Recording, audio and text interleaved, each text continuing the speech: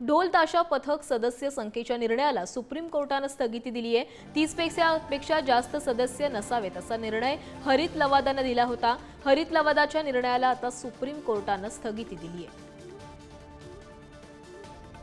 तर या संदर्भात अधिक माहिती देत आहेत आमचे प्रतिनिधी शिवाजी काळे। शिवाजी, ढोल ताशा पथकांमध्ये जी संख्या असते ना सगळ्या व्यक्तींची, त्यावरून आता सुप्रीम कोर्टाने जो निर्णय घेतलेला होता त्याला स्थगिती देण्यात आली आहे। काय अधिकची माहिती आहे?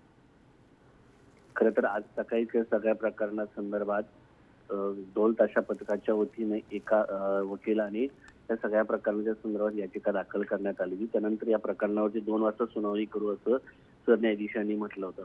त्यानंतर आज हरित लवादाने जो निर्णय दिलेला आहे त्याला तात्पुरत्या स्वरूपाची स्थगिती देण्यात आलेली आहे आणि यामुळे कुठेतरी गणेशोत्सवाच्या दरम्यान ढोल पथकाची जी संख्या आहे ती वाढवण्यात येणार आहे। मात्र या सगळ्यामुळे पुन्हा एकदा प्रश्न निर्माण होतो, ध्वनी प्रदूषण जे होतं गणेशोत्सव असो किंवा इतर कोणत्याही कार्यक्रमादरम्यान त्यावरती प्रश्नचिन्ह उपस्थित राहतं। या संदर्भात भविष्यामध्ये काहीतरी निर्णय होऊ शकतो। त्यासाठी सध्या तरी सर्वोच्च न्यायालयाने राज्य सरकार, पुणे प्राधिकरण आणि इतरांना नोटीस बजावलेली आहे। ज्या दिवशी गणेशोत्सवाचं बाप्पाचं आगमन झालं त्या दिवशी अनेक ठिकाणी हे जे नियम आहे, ध्वनी प्रदूषणाची जी मर्यादा आहे ती ओलांडण्यात आली, त्याची नागरिकांची तक्रार देखील पाहायला मिळाली होती। मात्र या सगळ्या संदर्भात एनजीटीने काय कारवाई केली किंवा पुणे प्राधिकरणाने या संदर्भात काय कारवाई केली हा प्रश्न निर्माण झाला होता। आणि या सगळ्यामध्ये आता 30 पेक्षा अधिक ढोल ताशा पथकांची संख्या जी आहे ती देण्यास परवानगी न्यायालयाने दिलेली आहे। मात्र ध्वनी प्रदूषणाचा जो प्रश्न आहे या निमित्ताने ऐरणीवर येताना आपल्याला पाहायला मिळतोय।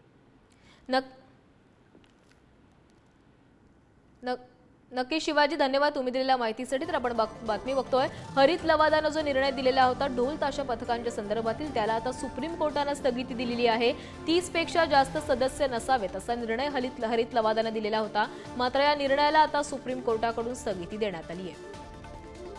सध्या गणपतीच्या मिरवणुका निघालेल्या असतात आणि या मिरवणुकांमध्ये मोठ्या संख्येने ढोल ताशा पथक हे सहभागी होतात आणि या पथकांमध्ये जे वादक असतात त्यांची संख्याही मोठी असते आणि याच संख्येवरून हरित लवादाने हा मोठा निर्णय दिलेला होता। या ढोल ताशा पथकांमध्ये 30 पेक्षा जास्त वादक असू नयेत असा निर्णय देण्यात आलेला होता। मात्र या निर्णयाला आता सर्वोच्च न्यायालयाकडून स्थगिती देण्यात आली आहे।